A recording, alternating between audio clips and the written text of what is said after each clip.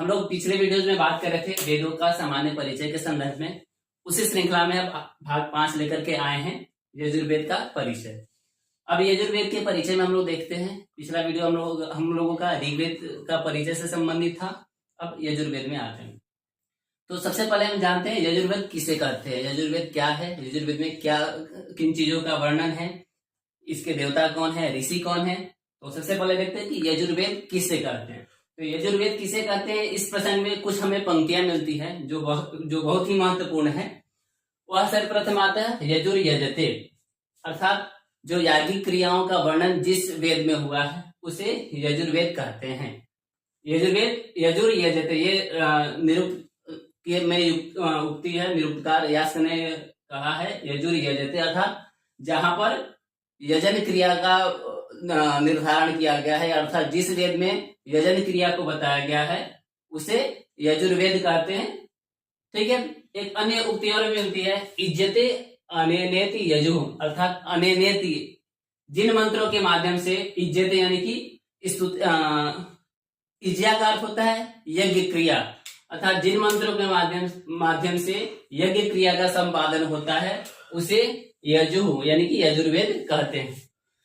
एक अन्य भी पंक्ति है अन्यताक्षरावसानो यजु, अर्थात जिसमें क्या है, जिसकी अक्षर अवसान मतलब अक्षरों का अवसान, जहां पे अक्षर खत्म होता है वो क्या है, अनियत है, संख्या उनका निर्धारित नहीं है, उसे यजु अर्थात यजुर्वेद कहते हैं। तो इसमें एक चीज आता है यहीं से कि एक प्रश्न सामान्यतः आ जाता है कि गद्यात्मक कौन सा वेद है, वेद तो वही है अनियताक्षरा अवसानो यजु, अर्थात जिसकी अनियत अक्षर है जिस वेद में उसे यजुर्वेद कहते हैं। और जैसा कि हमें पता है कि छंद में क्या है, जो पद्य रचना होती है, छंद होते हैं, तो उस छंद में क्या होता है, अक्षरों की संख्या नियत होती है, निर्धारित होती है। और इसमें क्या है, यजुर्वेद में क्या है, अक्षरों की संख्या अनियत है, अर्थात इनकी संख्या निर्धारित नहीं की गई है।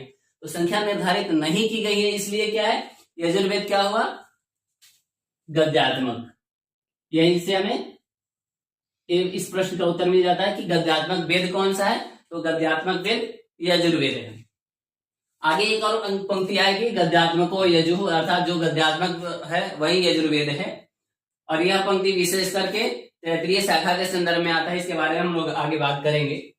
एक और अन्य मीमांसा में पंक्ति है शेषे यजु शब्द, अर्थात 2 प्रकार के मंत्र कहे गए हैं इससे पहले। कौन कौन से, तो एक तो वो जो पद्य रचना है, अर्थात छंद में है, छंदोबद्ध है, ठीक है। और इसके अतिरिक्त एक ऐसे जो गेय मंत्र है, अर्थात जो सामवेद के मंत्र हैं। और इसके अतिरिक्त जो है, इसके अतिरिक्त जो शेष बच गए वही शेष क्या है, शेषे यजु शब्द, अर्थात जो शेष बच गए वह यजु के अंतर्गत आते हैं। इसीलिए क्या है कि ऋग्वेद, सामवेद और यजुर्वेद, इन तीनों को वेद त्रयी कहा जाता है। तो वेद त्रयी के अंतर्गत 3 वेद आते हैं, ऋग्वेद, सामवेद और यजुर्वेद। ठीक है। एक अन्य पंक्ति और भी है, एक प्रयोजनम साकांक्षम पद जातम मेकम यजु, अर्थात एक प्रयोजन को लेकर के साकांक्ष पद योजना जो होती है, या साकांक्ष पदों की जो योजना जहां पे की जाती है उसे यजुर्वेद कहते हैं। ठीक है। गद्यात्मक को यह जो हमने बताया है कि जो गद्यात्मक है, अर्थात जो केवल गद्य रचना है, उसे यजुर्वेद कहते हैं। इसका मतलब ये नहीं है कि यजुर्वेद में केवल गद्य रचना ही है, अर्थात केवल गद्य ही है, ऐसा नहीं है। यजुर्वेद में क्या है, गद्य और पद्य दोनों है, परंतु गद्यात्मक संख्या अधिक होने के कारण इसको गद्यात्मक यजु ये कहा जाता है। आगे चलते हैं, यजुर्वेद से संबंधित कुछ महत्वपूर्ण चीजें तथ्य हैं जिनको जानना अति आवश्यक है कि यजुर्वेद के प्रमुख आचार्य कौन है। तो जैसा कि हमने पिछले वीडियो में हम लोगों ने बात किया था कि वैशंपायन को महर्षि कृष्ण द्वैपायन ने यजुर्वेद का पाठ पढ़ाया, अर्थात जब महर्षि कृष्ण द्वैपायन वेद व्यास ने वेदों का विभाजन किया और विभाजन के बाद अपने 4 शिष्यों को पढ़ाया, तो ऋग्वेद को पहले ऋषि को पढ़ाया, वैशंपायन को यजुर्वेद पढ़ाया, जैमिनी को सामवेद पढ़ाया और सुमंतु को अथर्ववेद पढ़ाया। तो ये जो इसके प्रमुख आचार्य हैं वो कौन है, वैशंपायन। वैशंपायन इसलिए है ताकि वेद व्यास ने वैशंपायन को यजुर्वेद की शिक्षा दिया था। आगे बात करें कि इसके ऋत्विज कौन है। जैसे कि हमें पता है कि प्रत्येक वेद के एक एक ऋत्विज होते हैं, अर्थात जिसको विशिष्ट ज्ञाता कह सकते हैं हम। तो प्रत्येक वेद के जो विशिष्ट ज्ञाता होते हैं, अर्थात उनके क्रिया प्रक्रिया का जो संचालक होते हैं वही ऋत्विज होते हैं। और इस वेद के ऋत्विज कौन है? अध्वर्यु। इसलिए इसको यजुर्वेद का एक अपर नाम है अध्वर्यु वेद। अध्वर्यु वेद अर्थात इसका संचालन अध्वर्यु करता है, इसलिए अध्वर्यु के द्वारा जो संपद्यमान वेद है उसे अध्वर्यु वेद कहा जाता है। इसके देवता कौन है प्रमुख? तो इसके देवता वायु है। ये आपके याद करना है और ये बहुत ही आवश्यक है। और ये सामान्य प्रश्न है जो कि प्राय सभी को पता होता है कि यजुर्वेद का विषय क्या है। तो यजुर्वेद का विषय है कर्मकांड। तो कर्मकांड तो हमें सभी को पता होता है कि कर्मकांड विषय है, लेकिन कभी कभी इसकी जगह आ जाता है इज्या। तो इज्या का भी अर्थ होता है यज्ञ क्रिया, और यज्ञ क्रिया अर्थात कर्मकांड। समानार्थी शब्द है, लेकिन हमें समानार्थी शब्दों को भी जानना पड़ेगा, तभी हम प्रश्न आसानी से कर पाएंगे, नहीं तो हमें प्रश्न कठिन लगेगा और हम छोड़ करके चले जाएंगे। ठीक है, आगे बात करते हैं कि यह जो यजुर्वेद है इसके कितने शाखा वर्तमान में है और प्राचीन में थे। इसको लेकर के सभी वेदों को लेकर के ये प्रश्न प्राय परीक्षाओं में पूछे जाते हैं। जैसे हम एक विंशतिवाह पृच्छम ऋग्वेद के संदर्भ में था कि ऋग्वेद के प्राचीन में महर्षि पतंजलि ने 21 शाखाओं का उल्लेख किया है महाभाष्य में। तो उसी प्रकार के यहाँ महाभाष्य में यहाँ पतंजलि ने इसको लेकर के किया है 100 अध्वर्यु शाखा, अर्थात 101 शाखा किसके थे? अध्वर्यु। यानी कि अध्वर्यु किसका ऋत्विज होता है? तो यजुर्वेद का जो ऋत्विज है अध्वर्यु। तो अध्वर्यु के कितने शाखा है? 101। अर्थात यह कह सकते हैं कि यजुर्वेद के प्राचीन समय में 101 शाखा थे, परंतु आज वर्तमान में कितने उपलब्ध होते हैं हम लोग आगे इसमें देखेंगे। सदगुरु शिष्य हैं जिनकी रचना है सर्वानुक्रमणी। तो इन्होंने सर्वानुक्रमणी में भी 100 शाखाओं का उल्लेख किया है। हो सकता है कि सदगुरु शिष्य के समय जो यजुर्वेद के शाखाओं की संख्या थी वह एक न मिलता हो, पतंजलि के बाद के हुए। पतंजलि का समय लगभग 150 ईसा पूर्व रहा। ठीक है, तो सदगुरु शिष्य के समय 100 शाखाओं का उल्लेख मिलता है। इसके बाद चरण व्यूह में 86 शाखाओं का उल्लेख मिलता है। चरण व्यूह शौनक की रचना है।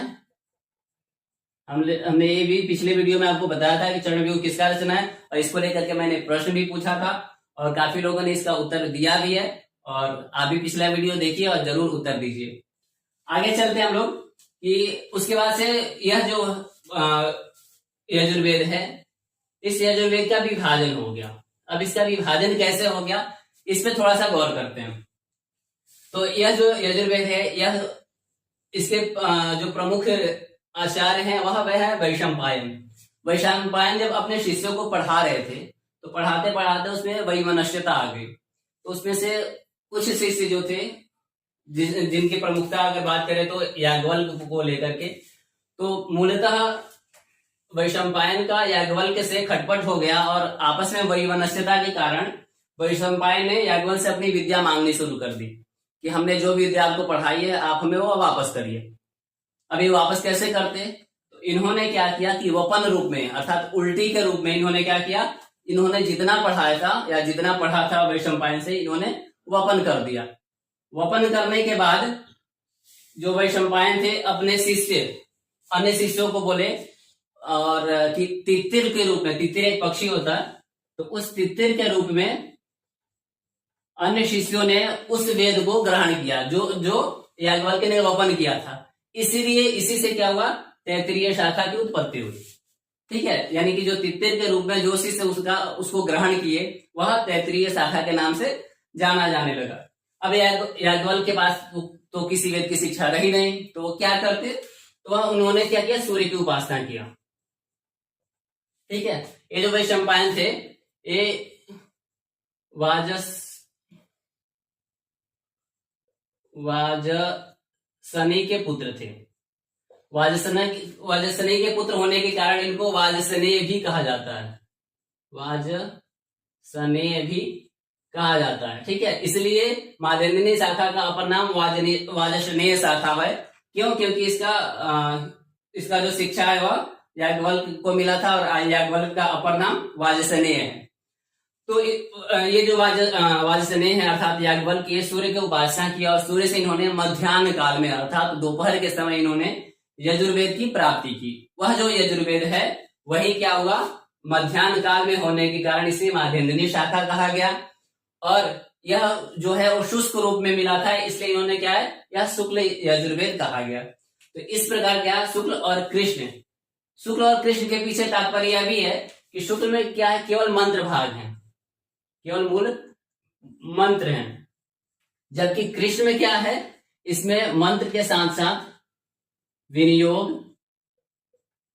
विनियोग ऋषि इत्यादियों का भी वर्णन है। ठीक है, तो कृष्ण और शुक्ल में यही फर्क है कि शुक्ल में केवल मंत्र भाग है, जबकि कृष्ण में मंत्र विनियोग इत्यादि उसके तरह ब्राह्मण ग्रंथों की तरह दिए गए हैं। ठीक है, तो याज्ञवल्क्य ने क्या किया, सूर्य से मध्याह्न समय में यजुर्वेद का ग्रहण किया, इसलिए क्या है, इसको माध्यन्दिनी शाखा बोला जाता है। याज्ञवल्क्य का नाम वाजसनेय है, इसलिए माध्यन्दिनी शाखा को वाजसनेय शाखा भी बोला जाता है। तो ये चीज अक्सर प्राय परीक्षाओं में पूछ दिए जाते हैं कि वाजसनेय शाखा किसे कहते हैं या वाजसनेय शाखा का अपर नाम क्या है। तो आप नाम से कंफ्यूज बिल्कुल भी नहीं होइएगा। आगे बात करेंगे, इस माध्यन्दिन जो शाखा है इसमें 40 अध्याय हैं। ठीक है, इसमें अध्यायों की संख्या 40 है, इसमें 303 अनुवाक हैं और मंत्रों की संख्या 1975 है। ठीक है, इसमें मंत्रों की संख्या 1975 है। एक चीज इसमें और है कि इसका कुछ अध्याय जो है वह अति महत्वपूर्ण है, जिससे प्रश्न प्राय पूछ दिए जाते हैं कि माध्यन्दिनी शाखा का या शुक्ल यजुर्वेद का 34वां अध्याय क्या कहा जाता है। ये प्राय परीक्षाओं में पूछा जाता है। तो यजुर्वेद का जो 34वां अध्याय है वह है शिव संकल्प सूक्त, शिव संकल्प सूक्त, जिसमें है तन में मनः शिव संकल्पमस्तु, अर्थात मेरा जो मन है वह शिव संकल्प वाला हो, अर्थात शुभ संकल्पों वाला हो, ऐसा उक्ति है। इसको लेकर के एक और प्रश्न आता है कि इसका 40वां अध्याय क्या है। 40वां अध्याय अर्थात शुक्ल यजुर्वेद का 40वां अध्याय जो है वह है ईशावास्योपनिषद।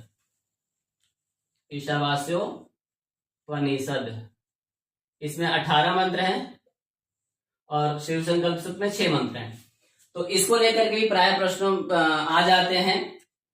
इसके बाद चलते इसके एक अपर शाखा है काण्व शाखा। काण्व, इसका दर्शन कण्व ऋषि ने किया था, इसलिए इसको काण्व शाखा बोला जाता है। कण्व ऋग्वेद के भी दृष्टा ऋषि हैं। तो ये जो काण्व शाखा है इसमें भी 40 अध्याय है और दोनों के अध्यायों की संख्या सेम है और मंत्रों की संख्या भी अधिकांशतः एक जैसा ही है। ठीक है, इसमें अनुवाकों की संख्या 328 है, परंतु इसमें जो मंत्रों की संख्या है 111 मंत्र बढ़ जाते हैं। अर्थात अगर हम माध्यन्दिनी शाखा के मंत्रों में 111 मंत्र जोड़ दें तो हमें वह क्या होता है, काण्व शाखा का मंत्र प्राप्त हो जाता है। ठीक है, तो ये काण्व शाखा है। अब हम लोग बात करते हैं कृष्ण यजुर्वेद के बारे में। तो जो हम लोगों ने देखा कि कृष्ण यजुर्वेद, इसका नाम क्यों पड़ा, क्योंकि मंत्र विनियोग ऋषि इत्यादि ब्राह्मण ग्रंथों के समान दिए गए हैं इसमें, इसलिए इसको कृष्ण यजुर्वेद कहा जाता है। ठीक है, इसके तैत्रीय शाखा, इसके 4 शाखा प्राप्त होते हैं, तैत्रीय, मैत्रायणी, कठ और कपिष्ठल। तो जो तैत्रीय शाखा है अर्थात तित्तिर के रूप में जो जिन शिष्यों ने शाखा को ग्रहण किया, यजुर्वेद को ग्रहण किया, उसको तैत्रीय शाखा बोला गया। इसमें 7 कांड, 44 प्रपाठक, 631 अनुवाक और 2198 कंडिकाएं हैं। यहाँ पे कंडिकाओं का क्या तात्पर्य है, क्योंकि बाकी सब जगह तो हम मंत्र देख रहे हैं, इसमें कंडिकाएं देख रहे हैं। तो यह जो कंडिकाएं हैं, यह जो कंडिकाएं यही है गद्य रूप में, और इसी गद्य रूप के कारण इसको गद्यात्मक यजु, यह जो पंक्ति कहा गया गद्यात्मक यजु, यानी कि यजुर्वेद जो है वह गद्यात्मक है। इसी के कारण कहा जाता है कि यजुर्वेद गद्यात्मक है। ठीक है, आगे हम लोग चलते हैं मैत्रायणी शाखा के तरफ। तो मैत्रायणी शाखा में 4 कांड है, 54 प्रपाठक है और 2144 मंत्र हैं। ठीक है, काठक शाखा में आते हैं। काठक शाखा में 5 खंड है, 843 अनुवाक है और मंत्रों की संख्या 3091 है। कपिशल शाखा अपूर्ण है। इसमें जैसे ऋग्वेद में 8 अष्टक हैं, वैसे ही इसमें भी अष्टकों की ही संख्या थी, परंतु वर्तमान में केवल 6 अष्टक ही प्राप्त होते हैं, जबकि 8 अष्टक को अष्टक बोलते हैं, लेकिन इसमें 6 ही अष्टक प्राप्त होते हैं। इसलिए क्या है कि 6 अष्टक प्राप्त हैं, बाकी यह अपूर्ण मानी जाती है। एक चीज और इसमें मैं बात करूं कि ये जो शुक्ल यजुर्वेद है और कृष्ण यजुर्वेद है, शुक्ल यजुर्वेद सूर्य से प्राप्त होने के कारण इसको आदित्य संप्रदाय के अंतर्गत देखा जाता है, यानी कि यह जो है वह आदित्य संप्रदाय का है, आदित्य सूर्य का ही अपर नाम है।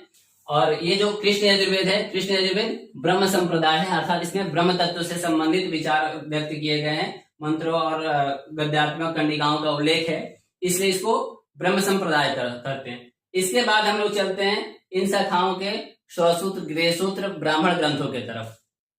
हाँ, तो हम लोग बात कर रहे थे शुक्ल यजुर्वेद और कृष्ण यजुर्वेद के ब्राह्मण ग्रंथ इत्यादि के बारे में। तो शुक्ल यजुर्वेद का जो ब्राह्मण ग्रंथ है, पहले शुक्ल यजुर्वेद का देख लेते हैं, फिर इधर कृष्ण यजुर्वेद का देख लेते हैं, समझने में आसानी होगी, इसलिए मैंने दोनों को अलग अलग लिखा है। तो काफी चीजें इसमें महत्वपूर्ण है और इससे अत्यधिक प्रश्न आते हैं।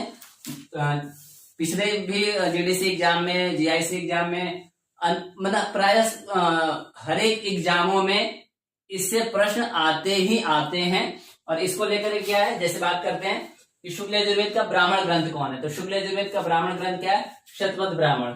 जैसे कि हम लोग बात कर रहे थे कि शुक्ल यजुर्वेद के 2 शाखाएं, कौन कौन से, माध्यन्दिनी शाखा और काण्व शाखा। कौन कौन से, माध्यन्दिन और काण्व।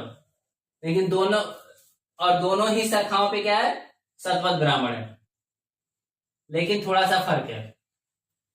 शतपथ ब्राह्मण दोनों ही शाखाओं पर है, लेकिन जो माध्यन्दिनी का शतपथ ब्राह्मण है, इसमें क्या है, 14 कांड है और 100 अध्याय हैं। ठीक है, इसी 100 अध्याय के कारण इसको शतपथ यह नाम दिया गया है। ठीक है, जो कांड शाखा का शतपथ ब्राह्मण है, इसमें क्या है, 17 कांड है तथा 104 अध्याय हैं। ठीक है, तो 100 अध्याय से परिपूर्ण होने के कारण इसे शतपथ यानी कि 100 रास्ते बताने वाला जो ब्राह्मण ग्रंथ है उसे शतपथ ब्राह्मण कहते हैं। ठीक है, इसके आरण्यक जो है बृहदारण्यक है, बृहदारण्यक भी इसके दोनों ही शाखाओं पे है, माध्यन्दिनी पे भी है और काण्व पे भी है। तो बृहदारण्यक भी इसके दोनों शाखाओं पे उपलब्ध है। इसके उपनिषद के बारे में बात करें तो ईशावास्योपनिषद और बृहदारण्यकोपनिषद, ये 2 इसके उपनिषद है। ईशावास्योपनिषद में हमने बताया था कि 40वां अध्याय ईशावास्योपनिषद है, और बृहदारण्यकोपनिषद यानी कि बृहदारण्यक से लेकर के बृहदारण्यकोपनिषद इसमें बना हुआ है। ठीक है, शिक्षा के बारे में बात करें तो जो शुक्ल यजुर्वेद की शिक्षा है वह याज्ञवल्क्य शिक्षा, यानी कि शुक्ल यजुर्वेद के जो प्रमुख अगर ऋषि को माने तो प्रमुख ऋषि इसके कौन हो जाते हैं, याज्ञवल्क्य। इसलिए क्या है, याज्ञवल्क्य शिक्षा और साथ में माध्यन्दिनी शिक्षा, तो दोनों ही आपको उसी से संबंधित है। तो याज्ञवल्क्य शिक्षा, माध्यन्दिनी शिक्षा आपको याद करने में भी आसानी होगी, हमें नाम से ही कंफर्म हो जाएगा कि यह किस वेद से संबंधित है। इसलिए यह वीडियो अति महत्वपूर्ण हो जाता है आपके लिए कि आपको अलग से बैठ करके रटने की आवश्यकता नहीं है। इसी में अगर थोड़ा सा दिमाग लगा कर अगर हम समझें तो हमें क्लियर हो जाता है कि कौन सी शाखा, कौन सा शिक्षा, प्रतिशाख, स्वसूत्र, गृहसूत्र किस वेद से संबंधित है, यह आपको बिल्कुल क्लियर हो जाएगा। तो इसमें क्या है, याज्ञवल्क्य ने क्या है, जो शुक्ल यजुर्वेद का माध्यन्दिनी शाखा है उसको प्राप्त किया था सूर्य से, इसलिए क्या है, याज्ञवल्क्य शिक्षा है। मध्याह्न काल में प्राप्त किया था, इसलिए उसको माध्यन्दिनी शाखा भी कहते हैं। इसलिए क्या है, तो माध्यन्दिनी शिक्षा भी इसी पर है। प्रतिशाख, वाजसनेय प्रतिशाख, याज्ञवल्क्य का ही अपर नाम वाजसनेय है, इसलिए क्या है, वाजसनेय प्रतिशाख, ये भी क्या है, शुक्ल यजुर्वेद पर है। ठीक है, स्तोत्र सूत्र की बात करें तो कात्यायन और पारस्कर इसके स्तोत्र सूत्र हैं। गृहसूत्र भी क्या है, कात्यायन और पारस्कर है, तो ये आपको दोनों में कॉमन है, इसलिए आपको याद करने में आसानी होगी कि स्तोत्र सूत्र और गृहसूत्र दोनों ही सेम है। कभी कात्यायन को ही पारस्कर गृहसूत्र भी कहा जाता है। ठीक है, तो कात्यायन और स्तोत्र सूत्र, कात्यायन गृहसूत्र या पारस्कर स्तोत्र सूत्र, पारस्कर गृहसूत्र, ये आपको पारस्कर गृहसूत्र सामान्यतः बीए के पाठ्यक्रम में पढ़ना भी होता है, इसलिए यह प्राय परीक्षाओं में पूछ दिए जाते हैं कि पारस्कर गृहसूत्र किस वेद से संबंधित है। ठीक है, गृहसूत्र में, और इसी में क्या है, 16 संस्कारों का वर्णन भी है। 16 संस्कारों का वर्णन होने के कारण ये महत्वपूर्ण और प्रश्न हो जाता है कि 16 संस्कारों का वर्णन किस गृह सूत्र में मिलता है, तो पारस्पर गृह सूत्र मिलता है। आपके सामान्य प्रश्न इस प्रकार उत्तर हो जाता है। धर्मसूत्र के बारे में बात करें तो हरित और शंख इसके धर्मसूत्र हैं। शुल्ब सूत्र केवल यजुर्वेद के ही होते हैं और हमने देखे कि कात्यायन शत्रसूत्र था और शत्रसूत्र से ही शुल्ब सूत्र लिया जाता है। पिछले वीडियो में मैंने बताया भी था आपको कि इसका जो शत्रसूत्र है इसी का भाग शुल्ब सूत्र होता है। शत्रसूत्र में मुख्यतः यज्ञ के प्रक्रियाओं का वर्णन होता है, विधि का वर्णन होता है कि वह किस प्रकार वह यज्ञ विधि किया जाए, और उसी में जो वैदिक निर्माण होता है वह उस वेदी निर्माण का जो प्रक्रिया है वह शुल्ब सूत्र में वर्णन होता है। इसलिए कात्यायन शत्रसूत्र के का ही अंश क्या है, कात्यायन शुल्ब सूत्र है। ठीक है, तो आपको शुक्ल यजुर्वेद के शाखा प्रशाखा में कोई समस्या नहीं होगी, और इसको अगर देखते हैं तो आपको सामान्य के द्वारा आप इसको महत्वपूर्ण हो जाता है और आप याद रख सकते हैं। आगे हम लोग बात कर रहे हैं कृष्ण यजुर्वेद के संदर्भ में कि कृष्ण यजुर्वेद के कौन कौन से ब्राह्मण, आरण्यक इत्यादि हैं जो भी अति महत्वपूर्ण है। तो कृष्ण यजुर्वेद के हमने 4 शाखा देखे थे, तैत्तिरीय, मैत्रायणी, कठ और कपिष्ठल। जिस तरह से शुक्ल यजुर्वेद के 2 शाखा थे, माध्यन्दिनी और कांड, दोनों पे ही शतपथ ब्राह्मण है, परंतु इसमें जो कृष्ण यजुर्वेद के 4 शाखा है, तैत्तिरीय, मैत्रायणी, कठ, कपिष्ठल, उन चारों पे ही 4 ब्राह्मण है। तैत्तिरीय पे तैत्तिरीय ब्राह्मण, कठ पे कठ ब्राह्मण, मैत्रायणी पे मैत्रायणी ब्राह्मण और कपिष्ठल पे कपिष्ठल ब्राह्मण। इसलिए हमें यह नाम याद करने में काफी आसानी हो जाती है। आरण्यक की बात करें तो तैत्तिरीय आरण्यक और मैत्रायणी आरण्यक, यही तैत्तिरीय शाखा पे तैत्तिरीय आरण्यक और मैत्रायणी शाखा पे मैत्रायणी आरण्यक है। तैत्तिरीय आरण्यक में 10 प्रपाठक है और मैत्रायणी आरण्यक में 7 प्रपाठक है। ठीक है, इसको उपनिषद के बारे में बात करें तो तैत्तिरीय उपनिषद, तैत्तिरीय शाखा पे तैत्तिरीय उपनिषद थोड़ा सा अत्यधिक महत्वपूर्ण हो जाता है क्योंकि इसी में आचार्य देवो भव, पितृदेवो भव इत्यादि उक्तियां हैं और इसी की शिक्षावली है जो काफी महत्वपूर्ण है इसके शिक्षा में। तो तैत्तिरीय मैत्रायणी उपनिषद, कठ पे मैत्रायणी शाखा पे मैत्रायणी उपनिषद, कठ शाखा पे कठोपनिषद। इसके अतिरिक्त श्वेता श्वेतरोपनिषद जिसमें शिव के स्वरूप का वर्णन इसमें मिलता है। और ये जो तैत्तिरीय शाखा है, यह तैत्तिरीय शाखा जो तैत्तिरीय आरण्य का 10 प्रपाठक है, इसमें प्रपाठक संख्या 7 से लेकर के 9 तक का जो वर्णन है वही तैत्तिरीय उपनिषद हो जाता है। इसलिए और इसी का जो 10वां प्रपाठक है वही 10वां प्रपाठक क्या है, महानारायणोपनिषद है।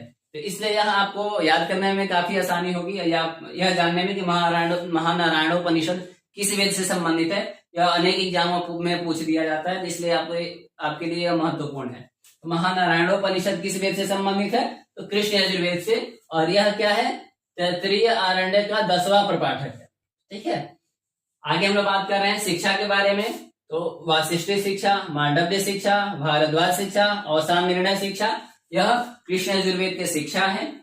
प्रतिशाख की बात करें तो तैत्तिरीय प्रातिशाख, तैत्तिरीय प्रातिशाख है। शिक्षा और प्रातिशाख में काफी समानताएं हैं। ये दोनों प्राय एक प्रकार के ग्रंथ है, दोनों का ही काम होता है जो वेद के मंत्र हैं या ये जो कंडिकाएं हैं उनका शुद्ध रूप से कैसे उच्चारण किया जा सके, किन वर्णों को किस प्रकार से पढ़ेंगे, यह निर्धारित करना। शौत्रसूत्र कल्प 4 प्रकार के होते हैं, शौत्रसूत्र, गृहसूत्र, धर्मसूत्र और शुल्ब सूत्र। इसमें शौत्रसूत्र की बात करें तो इसके बोधायन, आपस्तंभ, सत्यासार, वैखानस, भारद्वाज, कठ, मैत्रायणी, वाराह, वामन और वाधुल। सबसे अधिक शौत्रसूत्र कृष्ण यजुर्वेद के शौत्रसूत्र हैं और इसका नाम कैसे याद होगा ये मैं आपको बताता हूं। ठीक है, तो शौत्रसूत्र को लेकर के एक बहुत ही आसान आपको मैं श्लोक की तरफ मैं आपको बता देता हूं जिसके जरिए आप याद रख सकते हैं। दोनों के ही शौत्रसूत्र को है, उसका है वाजतई याज्ञ वासिष्ठीमा भा मध्यवसान यजुः शिक्षा। यजुः शिक्षा। आपको याद करने में बिल्कुल ही बहुत आसानी होगी, एक लाइन का है, आपको याद हो जाएगा। और इसमें शुक्ल यजुर्वेद के और कृष्ण यजुर्वेद के दोनों की ही शिक्षाओं का उल्लेख मिल जाता है आसानी से। और जैसा कि मैंने बताया कि शिक्षा और प्रतिशाख दोनों क्या है, एक जैसा है, तो इसलिए इसमें क्या है, वाज तई, वाज से नहीं प्रतिशाख, तई यानी कि तैतरीय, याज्ञ यानी कि याज्ञवल्क्य शिक्षा, वासिष्ठी यानी कि वासिष्ठी शिक्षा, माँ यानी कि मांडव्य शिक्षा, भा अर्थात भारद्वाज शिक्षा, मध्यवसान ठीक यानी कि अवसान निर्णय शिक्षा, और म से तात्पर्य है क्या, माध्यन्दिनी शिक्षा। तो इस प्रकार क्या है कि आप ये सभी शिक्षाओं का नाम यजुः शिक्षा अर्थात यह यजुर्वेद के शिक्षा है। तो आप यहाँ से आराम से याद कर सकते हैं। वाज से नहीं प्रतिशाख्य, तई तैतरीय, या याज्ञवल्क्य, वासिष्ठी यानी कि वासिष्ठ, मांडव्य, भारद्वाज, माध्यन्दिनीय, अवसान निर्णय। यह शिक्षा ग्रंथ आपको याद करने में आसानी होगी। इसी प्रकार से 100 सूत्र को लेकर के अगर हम बात करें तो इसके लिए भी इसी प्रकार की एक हमने शॉर्ट ट्रिक बना रखा है, जिसके द्वारा आपको याद करने में बहुत ही ज्यादा आसानी हो जाती है। वह क्या है, इसके द्वारा आप श्रोत्र सूत्र और गृह सूत्र दोनों को भी याद कर सकते हैं, बस 2 लाइन में। वह कैसे करते हैं, एक श्लोक की तरह है। ये ट्रिक आपको याद करने में बहुत ही मजा आएगा। का बौधाप सत्यावई, का बौधाप सत्यावई, भा कठ मैत्री, व मा वाधूल, एते सूत्रम यजुः श्रौत्र मैत्री वामास्तु न गृह सूत्रम, मैत्री वामास्तु न गृह सूत्रम। एक श्लोक की तरह है, अनुष्ठुप छंद की तरह है, बहुत ही आसान। ये कहीं किसी पुस्तक में नहीं है, मेरे द्वारा बनाया हुआ एक ट्रिक है, जिसके द्वारा आप इसमें से बहुत सारी चीज जहाँ पे कंफ्यूजन है और नाम को याद करने में समस्याएं होती है, उसको आप याद कर सकते हो। वो कैसे कर सकते हैं, देखिए कितना आसान है। का अर्थात कात्यायन, बौधायन, आप अर्थात आपस्तंभ, सत्या अर्थात सत्याषाढ़, वही खानस, भा भारद्वाज, कठ यानी अर्थात कठ, मैत्री मैत्राणी को ही मैत्री भी बोला जाता है, ठीक है। तो मैत्री अर्थात मैत्राणी, वा अर्थात वाराह, माँ अर्थात मानव, और वाधूल ये क्या है, एते सूत्रम यजुः श्रौत्र। ये क्या है, श्रौत्र सूत्र है यजुर्वेद के। तो यजुर्वेद के 100 सूत्र में अगर पहला निकाल ले तो पहला क्या है, शुक्ल यजुर्वेद के हो गए, बाकी सब यहां से यहां तक एक कृष्ण यजुर्वेद के हो गए, ठीक है। तो कात्यायन श्रौत्र सूत्र जो है, यह क्या है, यजुर्वेद का शुक्ल यजुर्वेद का श्रौत्र सूत्र है। बौधायन बौधाप यानी कि बौधायन, आपस्तम, सत्याषाढ़, वैखानस, भारद्वाज, कठ, मैत्री अर्थात मैत्राणी, वा अर्थात वाराह, माँ अर्थात मानव, और वाधूल ये क्या है, यजुर्वेद के श्रौत्र सूत्र हैं। अब आते हैं इस वाले पंक्ति में, ये अति महत्वपूर्ण है आपके लिए कि मैत्री वामा सुना गृह सूत्रम। अगर इसी में से कौन कौन सा निकाल लें, मैत्री, वा और माँ, अर्थात मैत्री, वा और माँ, मैत्रायणी, वाराह और मानव, अगर ये हम 3 निकाल देते हैं तो वो हमारे क्या हो जाते हैं, गृह सूत्र हो जाते हैं। तो कितने एक ट्रिक के जरिए आपको याद करने में कितनी आसानी हो जाती है कि बौधायन, आपस्तंभ, सत्याषाढ़, वैखानस, भारद्वाज, कठ, वाधूल, मैत्रायणी, वाराह और मानव, ये क्या थे, श्रौत्र सूत्र थे। इसी में से हमें क्या क्या निकाल देना है, मैत्रायणी, वाराह और मानव, ये 3 हमें निकाल देना है, ठीक है। तो ये हमारे क्या हो जाते हैं, गृह सूत्र हो जाते हैं। तो वो इस एक मेरे द्वारा स्वनिर्मित श्लोक के जरिए आप ये चीज, आप जो अत्यंत कठिन होता है नाम याद रखना, इसको आप याद कर सकते हैं। आगे चलते हैं हम लोग इसके धर्मसूत्र और शुल्ब सूत्र की तरफ। तो इसके धर्मसूत्र कौन कौन से हैं, तो विष्णु, वशिष्ठ, बौधायन, आपस्तम, वैखानस और हिरण्यकेशी इसका धर्म सूत्र है। ये भी आपको नाम याद करने में आसानी होगी क्योंकि बौधायन, आपस्तम, वैखानस इसी में से है। विष्णु, वशिष्ठ और हिरण्यकेशी आप याद रख सकते हैं। और इसके सूत्र क्या है? बौधायन है, हमने इसमें नाम देखा ही। आपस्तम ये भी नाम देखा, मैत्रायण ये भी नाम देखा, मानव, वाराह और वाधुल ये सारे नाम क्या है हमारे सूत्र और में मिल जाते हैं, इसलिए हमें यह नाम भी याद करने में काफी आसान होती है। अब हम लोग बात करते हैं इस वीडियो से संबंधित कुछ प्रश्न के बारे में जिसका उत्तर आप हमें कमेंट बॉक्स में देंगे, ठीक। शुक्ल यजुर्वेद के कौन कौन से शाखाएं हैं? शुक्ल यजुर्वेद के शाखा कौन कौन सा है, ठीक। इसका उत्तर आप हमें कमेंट बॉक्स में देंगे। दूसरा मेरा प्रश्न है आपसे कि माध्यन्दिन शाखा में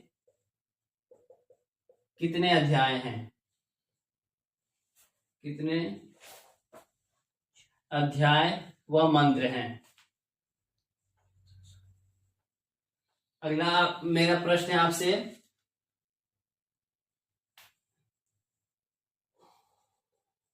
ईशावास्योपनिषद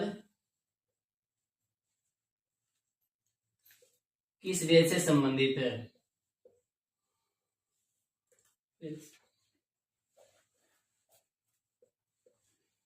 संबंधित है। अगला प्रश्न है मेरा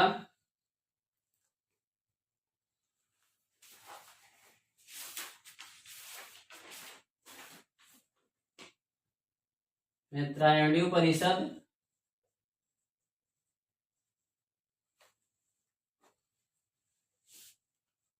किस शाखा से संबद्ध है?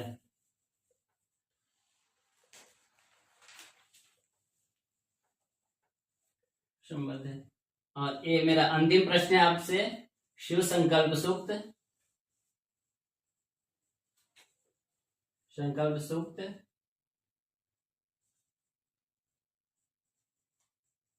किस वेद में है? किस वेद में है और इसमें कितने मंत्र हैं?